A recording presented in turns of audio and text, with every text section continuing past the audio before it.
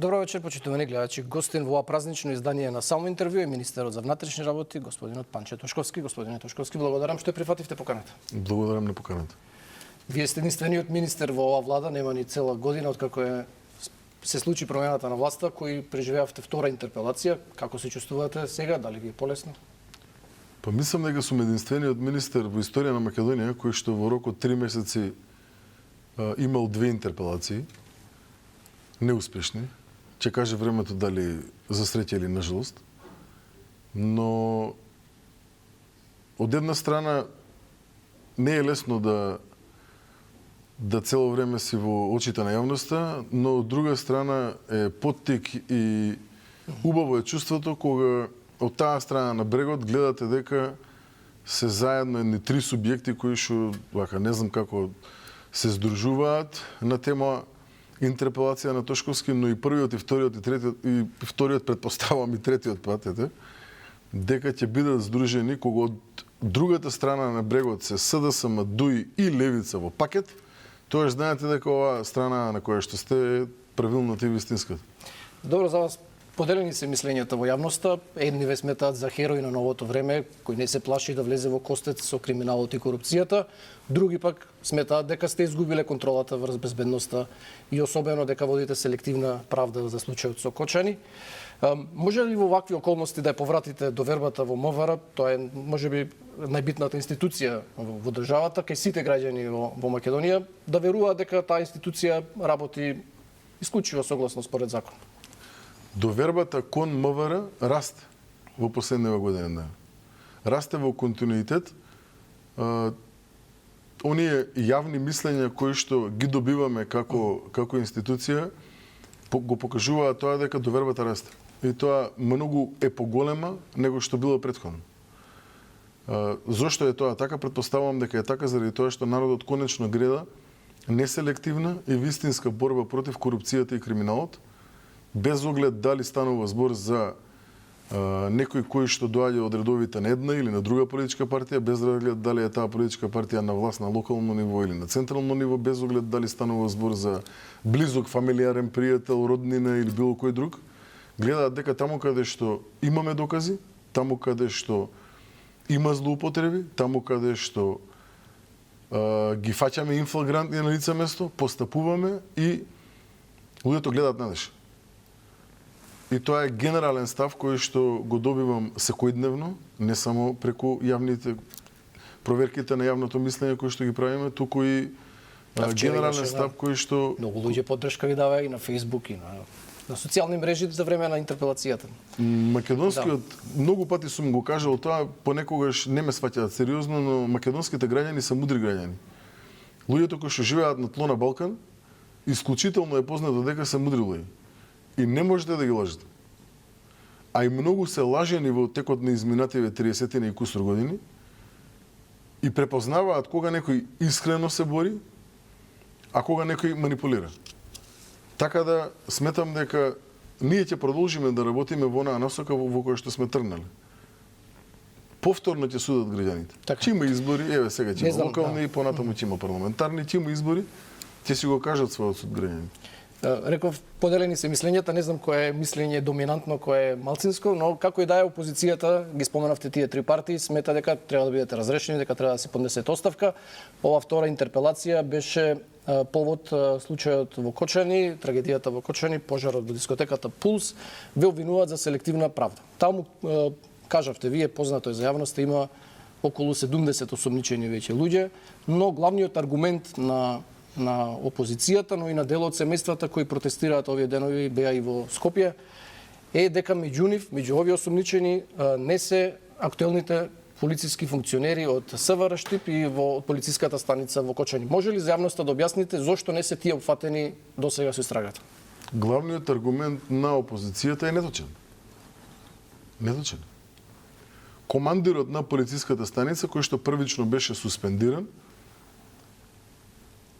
сега е дел од осомничените во рамки на постапката. Да, но да разјасниме. Тој е осомничен за тоа што го правил пред неколку години. Апсолутно да. Не за самиот настан. Тој е осомничен за действие кој што го превзел, каде што цениме дека, односно јавното обвинителство цени дека, е постапена спротивно на закон, а е поврзано со предметниот кривично правен настан, ужасната трагедија која што се случи. Видете, оваа трагедија не е последица на земјотрес. Тоа вчера го кажа и родителите. И така е, да. Оваа трагедија ужасна, која што расплаче цела држава, не е последица на земјотрес. Како несреќен случај, како касус. Оваа трагедија, се надевам дека за брзо истрагата ќе заврши и ќе покаже дека е последица на еден корумпиран систем кој што месец за месец, година за година го подјадувал легитимитетот и легалитетот на функционирањето токму на предметниот угостителски објект, кој видовме како на крајот на денот заврши. Доказите со кои што сум запознаен во рамки на истрагата, која што пак напоменувам, не е се уште завршено.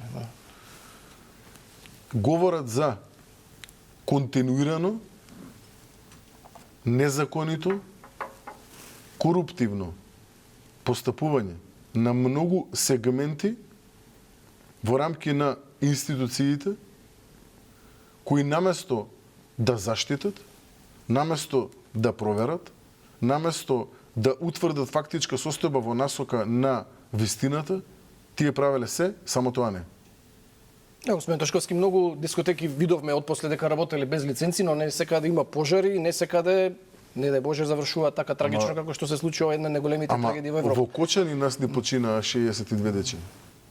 Да, затоа сега да ја прашам, дали можеше на некаков начин да се спречи? Сега обвинувањата од опозицијата се дека полицијата вечерта била во објектот и ништо не направила да ја спречи забавата, иако утврдиле малолетници. Тоа не е доволна причина да се запре забавата, например, во дискотека? За конкретниот кривично правен настан не би сакал да навлегувам во детали, но должен сум да одговорам дека Министерството за внатрешни работи согласно оперативен план или согласно проценка која што треба да биде извршена, врши контроли во рамки на угостителски објекти од аспект на надлежностите кои што му се утврдени согласно закон и согласно стандардни оперативни процедури.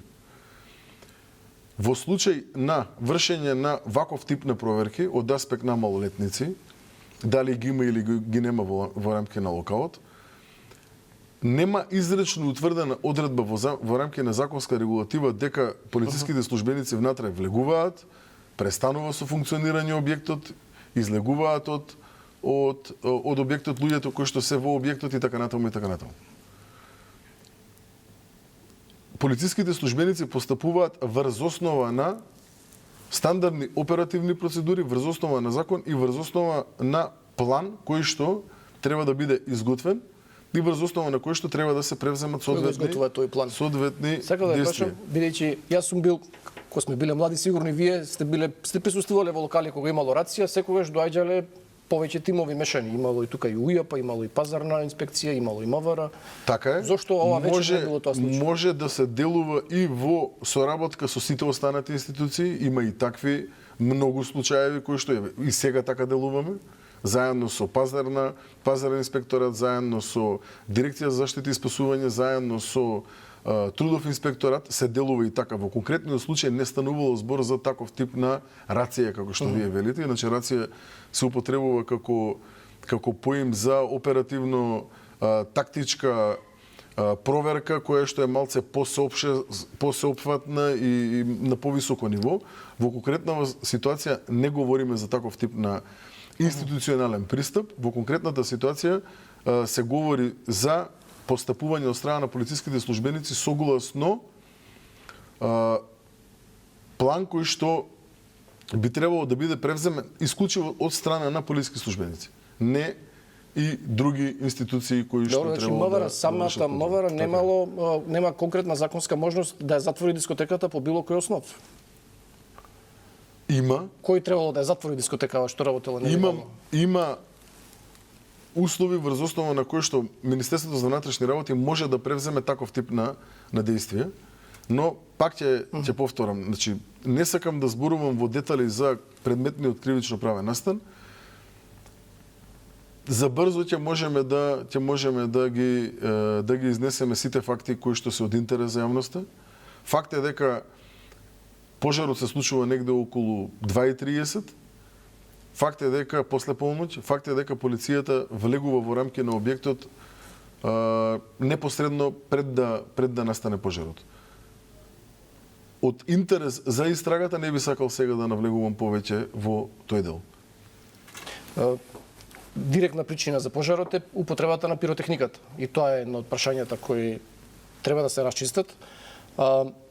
Видовме и на социјалните мрежи, на Facebook, на Тапус дискотеката, дека ова не било прв пат таму да се употребува пиротехника. И ДНК групата и на претходни настапи употребувала пиротехнички материјали. Предпоставам дека и тие локални полициски функционери таму во Кочани, во Штип, оделе во дискотеката и службено и приватно виделе, знаеле дека се употребува и претходно пиротехника.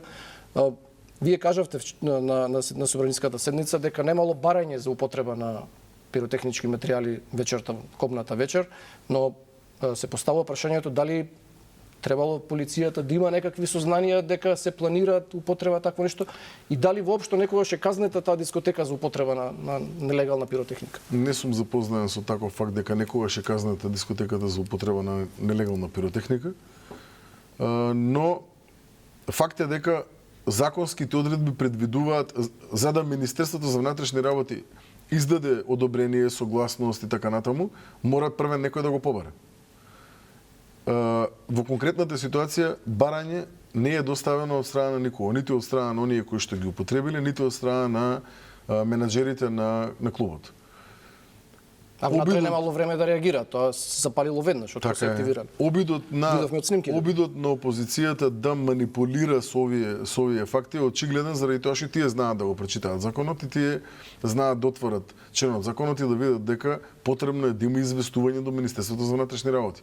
Исто како што манипулираат во делот на тоа дека законот за јавни собери, Министерството за внатрешни работи било должно во рамки на угостителскиот објект да обезбеди вакви услови, такви услови, не знам какви услови. Факт е дека доколку станува збор за јавен собир, Министерството за внатрешни работи е должно да го покрие јавниот собир. Но во конкретнава ситуација не говориме за јавен собир, говориме за угостителски објект во рамки на кој што се организирала одредена забава како таква. Каде што Министерството за внатрешни работи не може да ги превземе действијата на приватните агенции за обезбедување кои што им се дадени согласно закон. Сите оние работи кои што треба да ги врши приватната агенција за обезбедување, а кои што очигледно дека не ги вршила така што требало да ги врши. Така да овие се груби обиди за манипулација. И не знам зошто не разбираат и не знам зошто го прават, ова не е човечки што го прават. Едно е да отварате легитимни прашања, друго е кога знаете кои се законските одредби и кога знаете како е постапувано. Па колку години го раководеа Министерство дел од сегашната опозиција во минатото. Повторно да изнесувате во јавност такви лаги и манипулации кои што не може да не предизвикуваат дополнителна болка на целокупната македонска јавност, особено на семејствата на загинатите. Го знаат тоа, верувајте ми. И повторно злоупотребуваат. Но нека им служи на чест. Заради тоа ќе видат кој ќе е одговорот на македонските граѓани на наредните локални избори, на наредните парламентарни избори. Ова нема никој да им го заборави. Ни на овие кои што претходно го раководеа Министерството, ни на оние кои што ништо немаат раководено у животот. Народот ова нема да им го заборави. А народот е мудар, гледа што прават. Гледа како на маката на луѓето кои ги изгубиле своите чеда сакаат да заработат некој лајк плюс на Facebook. Арам да име. Важно е Македонија да може да продолжи понатаму, да се расчисти во целост овој случај, секој што на некаков начин е виновен да одговара. Вие рековте и брат да ми е ќе одговара, затоа е важно и ако има и актуелни полициски функционери да одговарат и не само полициски функционери. Например, во јавноста се поставува прашањето не само од опозицијата, зошто цела година работела со фалсификувана лиценца и никој не ја затворил таа дискотека. Вие кажавте дека немало воопшто барање за согласност, тоа нали секоја година кога се обновува лиценцата се бара исто согласност од МВР за како дел од процедурата за добивање на таа лиценца. Лани немало таква согласност. Тоа не ли било аларм за институциите да речат чекај да видиме да не има фалсификувана лиценца човеков како Мене работи? ако ме прашате, клучното прашање е зошто уопште почнала да работи. Зошто уопште почнал да работи објект кој што никогаш немал дозвола да биде објект како деловен објект во рамки на угостителски објект по уште одозгоре кабаре. Кој уопште дозволил да започне со работа во рамки на Г2, намена индустрија, индустријска зона, сите знаеле? Сите знаеле 13 години дека тоа таму каде што функционира овој објект е индустријска зона. Сите знаеле дека Претходно бил магазин нешто. Така се зборуваше. Па да, има и докази во таа насока. Клучното прашање е зошто 13 години никој не изреагира. Клучното прашање е зошто година за година му била реобновувана таа лиценца. Клучното прашање е зошто првично бил одбиен, па после тоа му дале таков тип на лиценца. А во однос на последните години дена, вие кога да ви ја извади некој лиценца, а пред вас да видите, вие нема да направите разлика измеѓу едната и другата. Фалш и вистинска... Министерство за економија треба да имаат регистар тие. Треба да имаат. Треба да знаат Фалш кој има. и вистинска лиценца, овде не може да направите разлика. Кој ќе ги видите вака со голо око? Не може да направите разлика. Ако не побарале согласност... Предпоставувам дека да не се случеше ништо. Нити ќе се разбереше, нити ќе се дознаеше. Нити некој ќе го утврдеше тој факт. Видите, да не се лажеме сега, ние знаеме како е постапувано 30 и кусур години назад во Македонија. Сите велиме, ајде, окей си е, тоа е, сега што да правиме, да видиме што може да направиме за утре, за други ден. Знаете како функционираме. Не може да ние се лажеме сега и да утврдуваме фактичка состојба надвор од реалноста која што ја имаме како таква. Тоа е најлошо што може да си го направиме себе си. Факт е дека уназад година и кусур говорам дека нашиот систем е урнисан. Ние не почињаме од нула, па се треба да градиме. Ние почињаме од минус. За да дојдеме до нула, ние не сме дојдени до нула уште. Ние не сме дојдени во сите сегменти и во сите сфери во општеството до нула уште, за да може да градиме нешто нормално. Зошто? Заради тоа што ова кое што го наследивме е тотално урнисана држава. И сега исти овие што урна поставуваат прашање зошто било вака, зошто било така, кој бил крив, што Да, тој обвинува за политички Пратеничко прогон. од Дуи ме прашува во кој бил крив заради тоа што биле издавани нелегални лиценци уназад во Министерството за економија. А јас не се сеќавам министер за економија да бил некој друг, освен член на политичката партија Дуи. И се господјата од Дурмиши, од сега има, Вреди, да, сега има. Ама тој не е меѓу Господјата осумничени. мене ме прашува сега кој бил крив. Се замислете. За издавање на четворица незаконити министри, лиценци. тие сите четворица се меѓу осумничените. Па меѓу мислам овие дека и 17. поише имале уназад и тоа во континуитет безпрестано. Мислам, Зошто не е актуелниот Дурмиши опфатен? Може ли тоа да се објасни? Проба Коцевски да објасни, ама некако не успеа да го видите, објасни на таа пресконференција. факт е дека лиценцата која што е употребена за легитимирање наредниот ден од која се случи оваа ужасна несреќа, е лиценца која што во рамки на архивите во Министерството за економија е заведена во рамки на не знам, мислам дека едната беше и две, и тоа не една, две има. Едната беше заведена за некој си објект во Охрид, со бројчето кое што беше заведена, а другата беше заведена за некои си странски инвестиции за не знам што. Тоа е пред да дојде Дурмиши за министер. Тоа е пред да дојде Дурмиши за министер, така е. Март. И сега, 26. тие зошто се две лиценци, не знам, треба да покаже истрагата. Зборуваме за две лиценци кои што кои ги гледате вака и двете мислите дека се оригинални. И на двете има печат, на двете има подпис, само различен број. Од 2024 година. Но тие лиценци Се уште бил бектеши тогаш. формално не се издадени во времето кога бил сегашниот министр. Туку се издадени во времето кога бил претходниот министр. Не можел да провери дали можда можело, но кој мислел дека ќе дојде? Ќе покаже истрагата. Покаже истрагата. Ќе покаже истрагата. Добро. Факт е дека дел од лиценците кои што сте издавани наназад со години се подпишувани директно од одредени министри наназад во овие 12-13 години. Факт е дека дел се подпишувани од државни секретари, факт е дека дел се со факсимили. Истрагата ќе покаже точно од кога ќе заврши, зошто, како и за кого се превземени одредени процесни действија. Ние не можеме да избегаме надвор од фактите. Ние не можеме да измислиме нови докази. И покрај тоа што сето ова е во рамки на директен делокруг на работа на јавното обвинителство. Не можам а да не ја охрабрам начинот на водењето на истрагата која што ја имаме во изминативе 40 на ден. И за тоа има забелешки, господине Тошковски. Дел од експертите стравуваат дека со вака преширок круг на осомничени може да не се повтори змисколкот. Знаете, тој случај траеше 17-18 години, никогаш не доби судска завршница, застаре по измените на кривичниот законник. Експертите прво немаат видено докази. Второ, не ја знаат теорија на случај на јавното обвинителство. Не ни можат да знаат затоа што немаат можност. Кажа, нели јавниот нема, начелно теоријата е таа. Но немаат можност да ги видат доказите кои што ги има обезбедено јавното обвинителство и Министерството за внатрешни работи.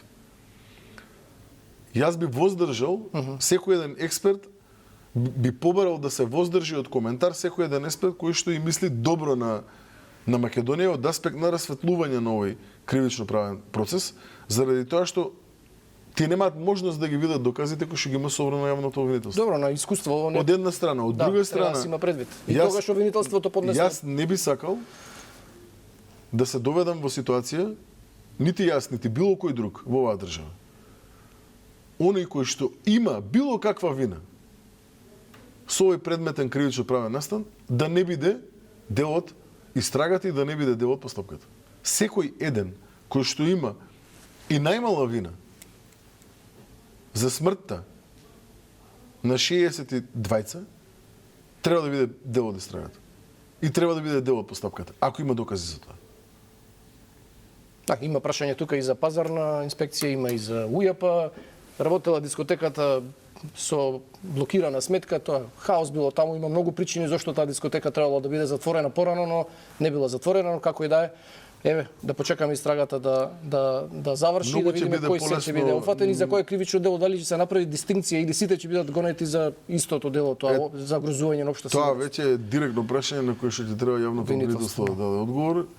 И сметам дека, не сметам, сигурен сум дека ќе го даде одговорот, особено од кој ќе го поднесе обвинението, заради тоа што тоаш ќе може да отворено да разговара со факти и со аргументи. Имате вие пофални зборови за Лјупчо Коцевски, обвинителот, во однос на тоа како се однесува обвинителството во оваа истрага.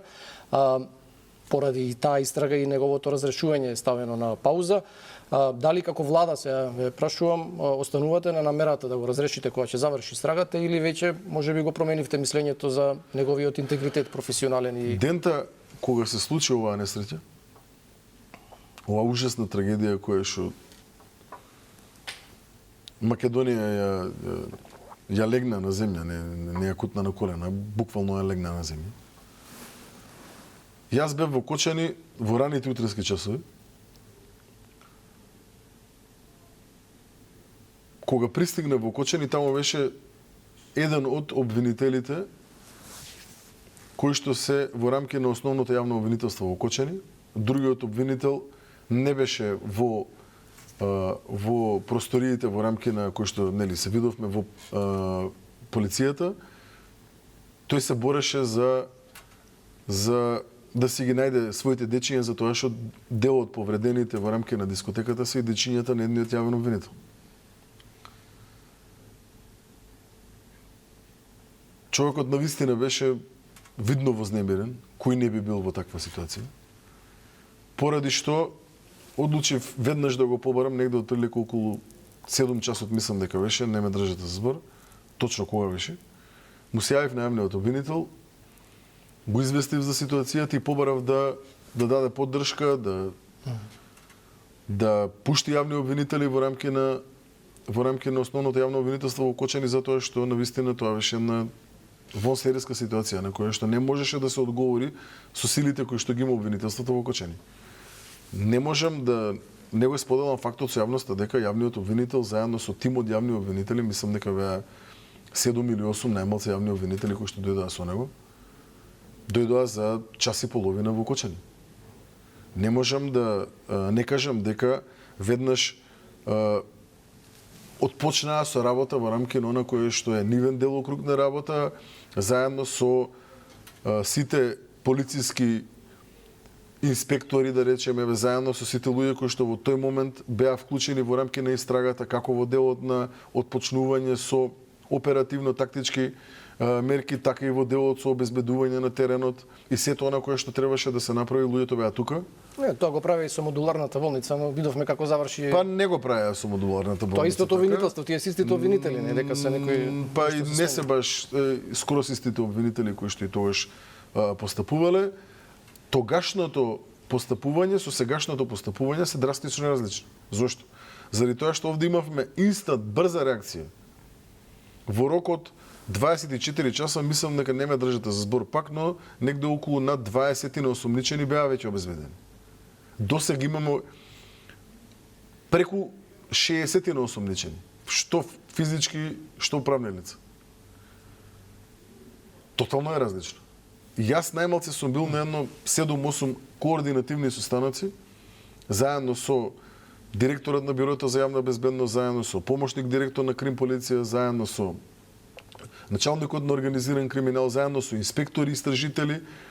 Најмалце на 5-6 такви состанока сум имал, каде што од другата страна биле 10-11 обвинители кои што се координирале со инспекторите, утврдувале кои дополнителни докази треба се обезбедат, како да се обезбедат, кои ресурси треба да ги обезбеди Министерството во функција на јавното обвинителство. Како се работело, тоаш не знам. Ама го гледам резултатот кој што го дале. Добро, сега ако биде успешна истрагава, вие ќе се откажете од разрешувањето на Коцевски? Сега гледам многу проактивна улога на јавното обвинителство и не можам тоа да не го споделам со јавноста.